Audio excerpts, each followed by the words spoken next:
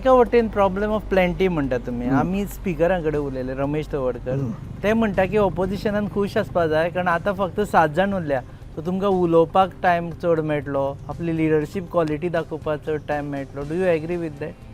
हांव तुजो जो इंटरव्यू आहा हो इंटरव्यू एक सारको व्हडलो आयपॅडाक घालून हांव एसेंब्लीन व्हरतलो फुडलें सेशन जातलें तेन्ना, आनी ते मदींच ऑन करून ताका दाखयतलो तुवेंच हें अशें म्हणिल्लें म्हणून, आनी न्यूज हबाचो इंटरव्यू म्हणून.